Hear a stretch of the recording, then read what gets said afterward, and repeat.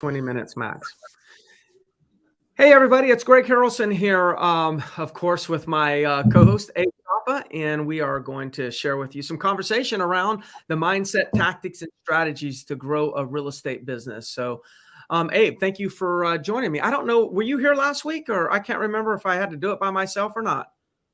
I was Yeah, here you last were week, yeah. probably, yeah, Mhm. I know you were in Italy, The I week think before, yeah. that's what it was. Well, good. Well, everybody, again, I'm glad to have Abe back. It always makes things a lot better when it comes to joining live myself. But again, we want to talk about mindset, tactics, and strategy. So, Abe, I believe there's a big difference. I think there's a lot of confusion on tactics and strategies between the two. I think a lot of people kind of intermingle those conversations or those terms. I think mindset's pretty obvious when it comes to what that means. But let's just go through some of the notes that we created and give them a few different mindsets, maybe mindsets that you've come up with, not that you've come up with, because me and you probably heard these things from other people. But maybe a mindset that you kind of live by in the area of your real estate business. And we could talk about tactics and strategies also. But what about you? Why don't you start off? What is like when we talk about a mindset to help grow a business, what's an example of that? Um, the first thing that comes to my mind, Greg, is anything around mindset is the ability to detach from your emotions and how you feel. Okay. Right? What I mean by that, to me, a tough mindset is not someone that can do really good difficult things. Right? It's not just that, because most people can do difficult things. Most people can run a marathon, could do an Ironman if they train properly.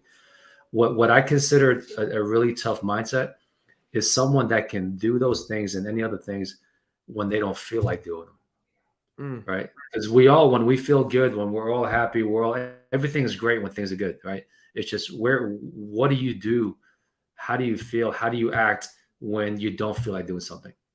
mm-hmm. Okay. The weather was great this morning. It was easy for me to get up and go do a run. Okay. Now, if it's 10 degrees out and it's snowing or it's rainy, that's when mindset comes out. Okay. How tough is your mindset then? Are you going to get out and still do it? Right. So Mm-hmm. that's what comes to my mind when I think of mindset or growing a tough mindset. It's like, what do you do when your mind is telling you no, or your body's telling you no, or you don't just feel like doing something? It's what you do at that point, is what I look at. Got it. So, and I'm sure it's a little bit more broad than that too, but must Yeah. be the one that comes to your mind, right? Like, I'm sure you got many. I mean, we could talk for hours on mindset, right? Yeah. But so what I'm hearing is, like, when you hear of mindset, then you think of like it's having the ability mentally to kind of break through and do the things that you don't feel like doing. But you need to do, but you don't feel like doing them. That's kind of what I'm hearing. When I was thinking of mindset, and one of the things that was shared with me by my coach in the past, as well as I don't think I know my dad and I talked about it a lot in the early years, but I think it really came from maybe some coaches that I was around. And that was the mindset of just understanding that and just making it clear in my mind that I start at zero every single day. Mhm. And it's by default. Like, I have no choice. Like, a deal that I do today just means that there will be one day in the future that I'll get paid off of that deal. So if there's no deal done today, then there'll be a day in the future that I don't get paid. And there's going to be days where you don't do a deal, and there'll be days when you do a deal. Very few people do 365 deals a year. Okay, so you're going to have those days. But just knowing that every single day I start at zero, and that's by default. I don't control it. I go to sleep, I wake up at zero. But what I do control is I control whether or not I actually end the day at zero. So, because the way you end the day is by design, that's going to be influenced by your activities. But the reason why you start off at zero when you wake up is because you go to sleep. It's a new day. there are no activity. You're not waking up doing activities. You're waking up, there's no activities. You're at zero, but it'll be the activities that you do. So what I challenge everybody in Real Geeks is I challenge everybody to have an activity that you do to make sure you give yourself a chance to end the day above zero. And if you have a bad day today, then guess what? Tomorrow you start at zero. You start at zero tomorrow, even if you have a bad day. You don't start at -1.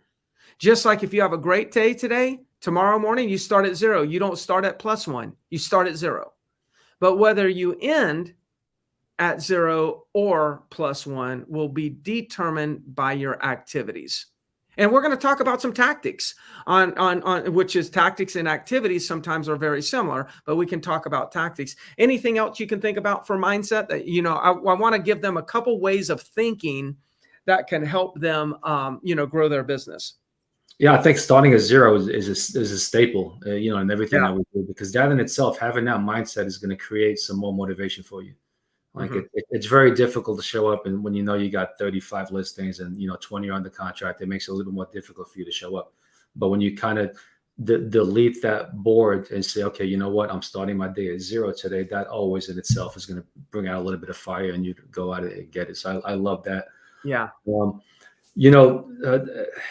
As far as activities, I think having, as you mentioned, having some sort of activity or some sort of set routine that you're going to go through every single day makes it easier to kind of get into the flow of, especially if you're going to generate. And I think a lot of agents fail in this area because they get scared or of the word discipline, or they think the word discipline has a negative connotation. Oh, guys, that's really difficult to have discipline. Every one of us has discipline. We all have discipline. It's just each one of us has it in different areas. Right? Some of us are a lot more disciplined with diet. Some of us are a lot more disciplined with work. Some are more disciplined with spending time with the family. We all have some sort of discipline.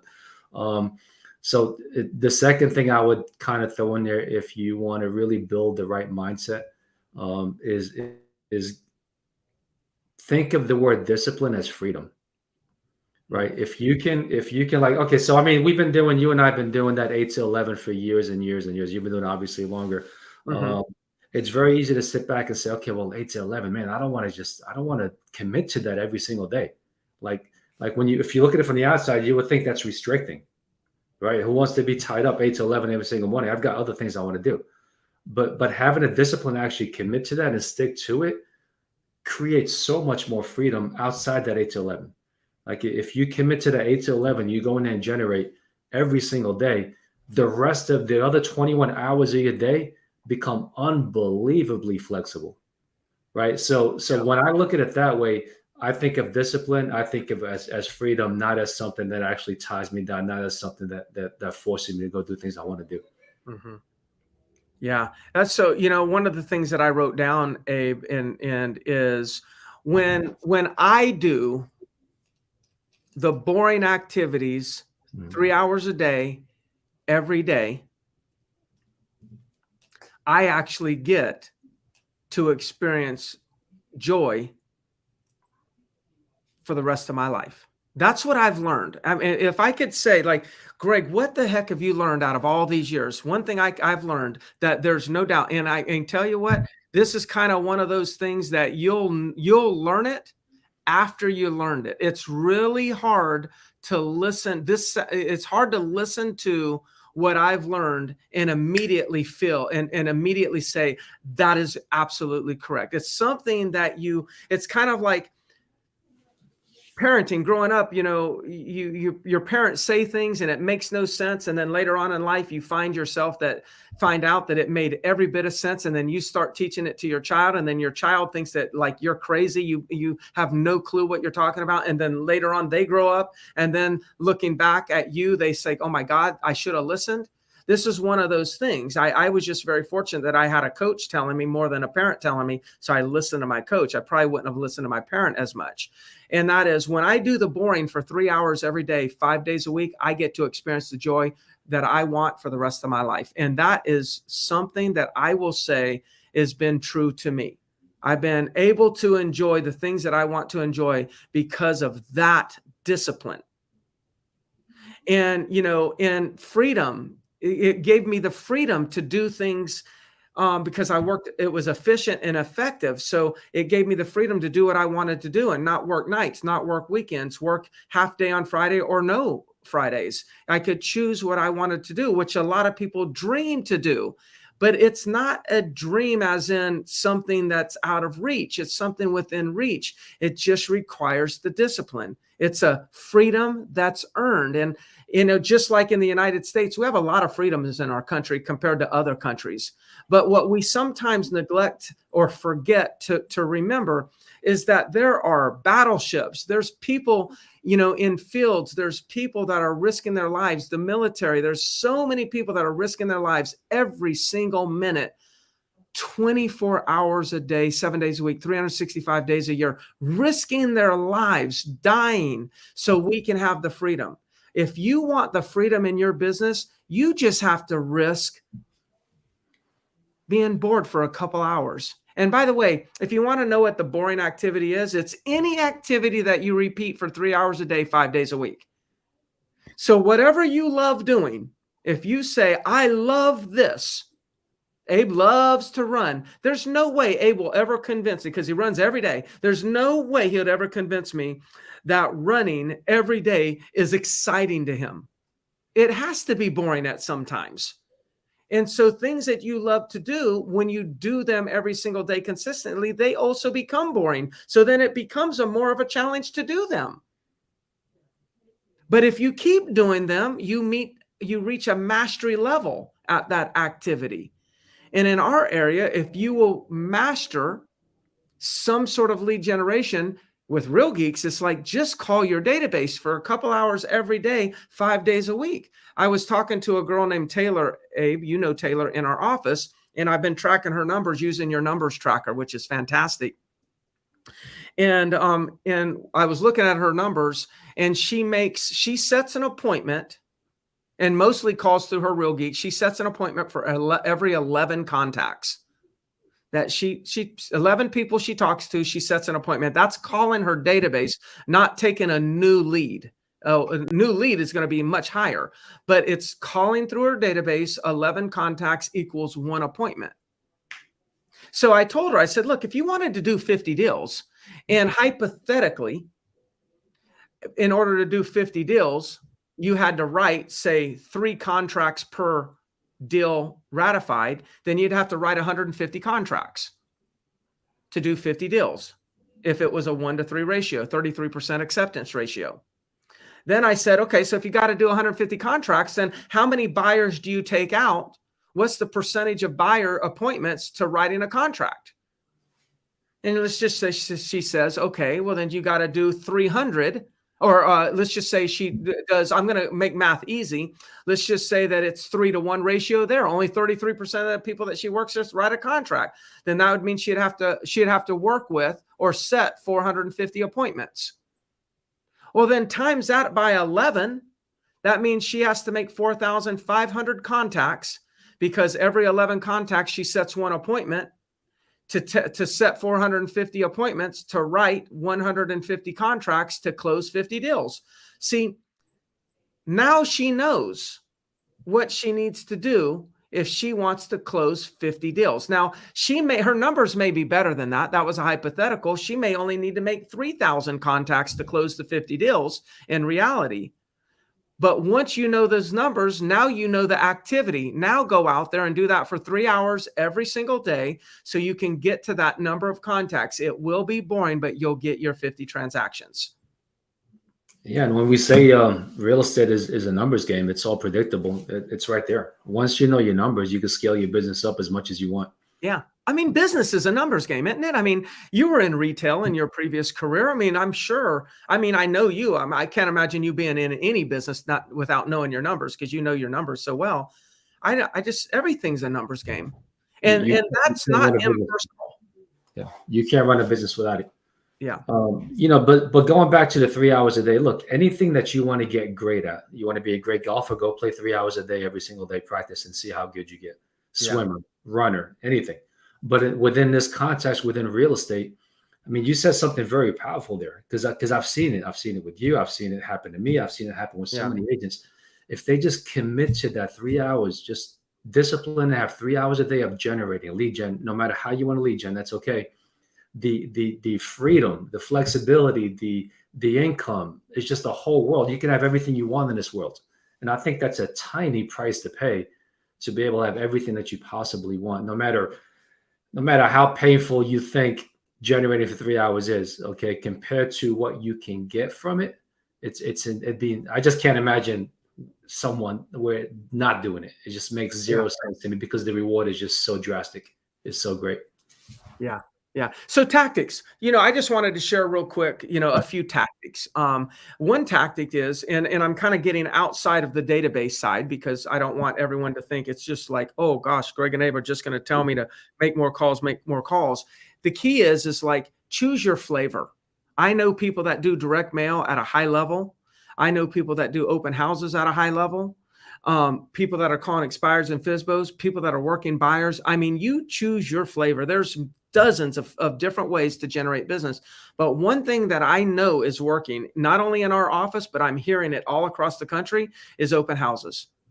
And just understand, just like, take a listing that you have, or borrow a listing from somebody in your office. Ask them if you can do an open house. Promote it on Facebook. Promote it on your company Facebook page, personal Facebook page, in the MLS if they'll allow you to promote it. Some MLSs have some promotion areas for open houses. Some do not. Send an email to all your buyers, and then knock on 20 doors around that open house and watch what happens. You're going to get people there. There's buyer sales being made, that you'll pick up a buyer, probably sell them something else. So there's buyer transactions available. There's listing transactions. If you get out there and knock on those doors and invite the neighbors to your open house, if you do those strategies around an open house, that's an activity. That's a generating activity. You are going to get business, again, if you're consistent.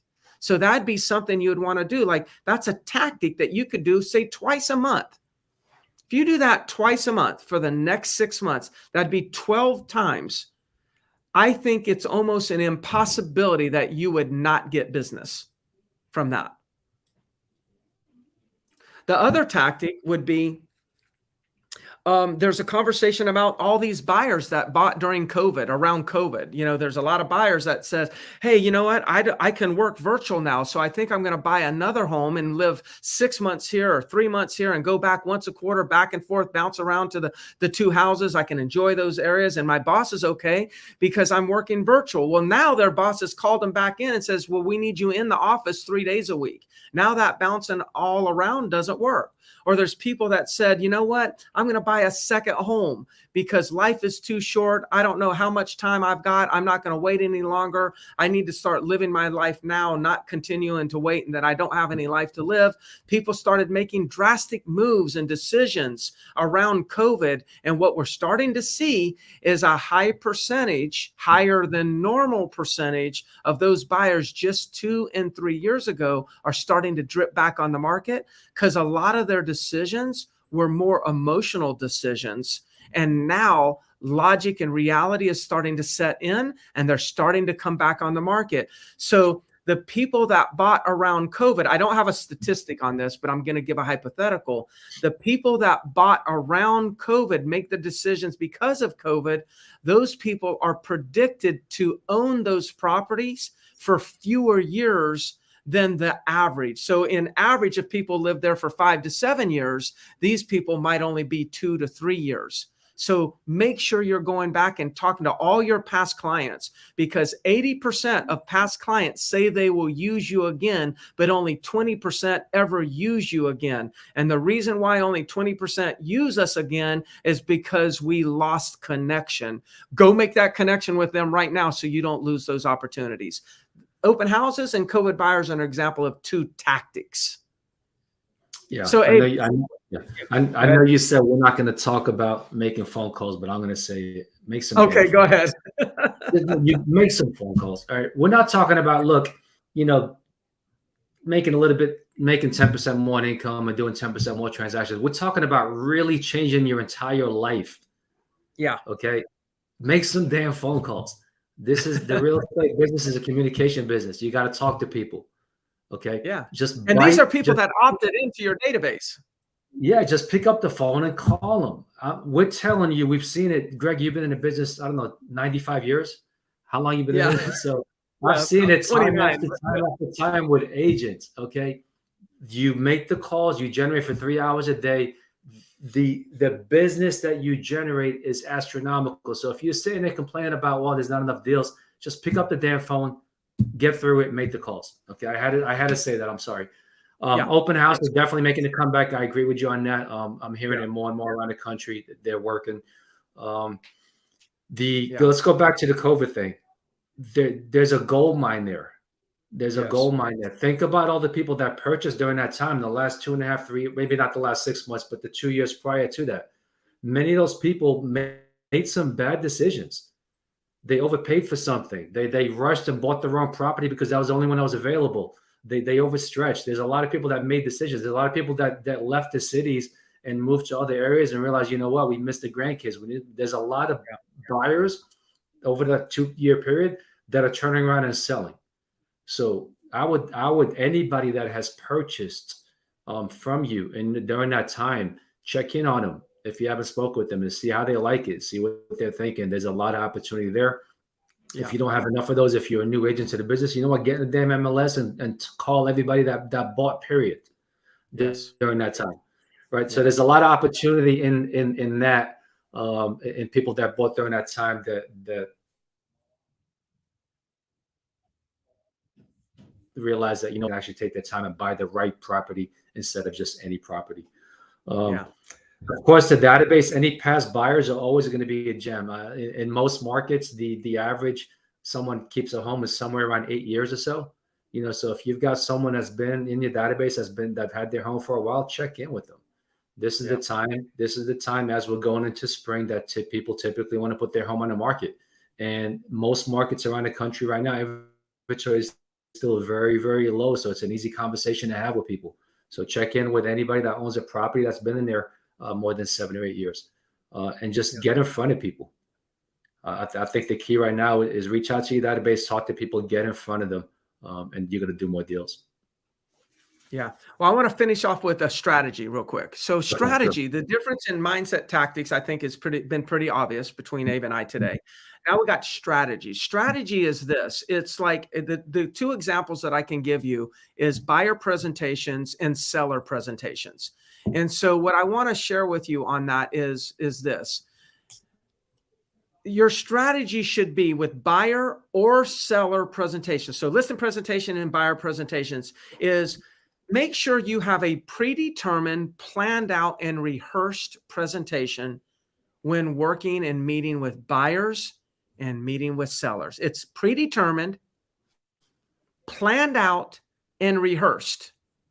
That's a strategy. Now, I could tell you use this presentation versus this presentation, but that's a flavor. You choose your presentation style, but make sure it's predetermined, it's planned out, and it's rehearsed, that you're really good at it. Because when you predetermine it, pre-plan it, or plan it out and rehearse it, you're going to have a lot of confidence in your delivery, and people are going to sense that confidence and they're going to hire you.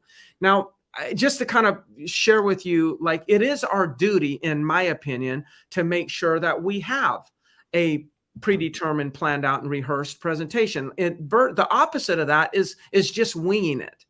And I use this analogy today in my company, and I said, look, if you were wrongly accused of some crime, and the penalty, if found guilty, was going to be you were going to serve a lot of time, but you were innocent, you would want to make sure you hired an attorney that had a predetermined, planned out, and rehearsed presentation to defend you. You would not want an attorney that just showed up and winged it if it was going to determine whether or not you were going to spend a lot of time in jail or not. If you had a surgeon and they were going to go out and do heart surgery on a loved one, and you were responsible for choosing the surgeon, would you want to choose one that wings it or one that has a predetermined, planned out, and rehearsed procedures and script and process for performing that surgery? See, we are just like those attorneys and surgeons. We are providing a huge service in the area of one's financials. It happens to be their real estate holdings, but it's the largest financial transaction on average an American will ever do in their life. We have a duty to make sure that our strategy is predetermined, planned out, and rehearsed. So for me, have a strategy where you've mastered a listing presentation and a buyer presentation. Commit to a few tactics and bring that. I start every day at 0. And if I just master the boring for 3 hours a day, I get to experience joy the rest of my life. If you'll bring that to your business, I promise you, you're going to grow your real estate production. Well, Abe, I think that'll be a wrap for us today. I wanted to leave them with that little bit. Any final words? Yeah, I mean, presentation. I mean, this is the bottom of the funnel, right? If you make a mistake Yes. at the top of the funnel, you make 30 contacts a day, one conversation a day, and go right, it's no big deal. Now you get down, you got 2 presentations, you blow one of them. This is crucial. So when it comes down to presentations, whether it's a listing or buyer, you've got to have that thing nailed, right? So you need to practice it over and over and over, where it sounds authentic, it sounds real, it sounds powerful, and you're able to close. So this is the one area where you really have to practice. Absolutely. Yeah. And I tell you what, and boy, does that practice pay off in big ways in the form of conversion. Yep. Conversion. Okay, everybody. Well, listen, go out there, you real geekers. Have a great, wonderful rest of your week. Close some deals. Call that database. I'm telling you, if you don't call that database, somebody else is calling that database and will intercept your business and cash your commission check. So you all have a great weekend, or have a great week, and then eventually have a great weekend. Thanks, Abe. All right, bye. Bye-bye.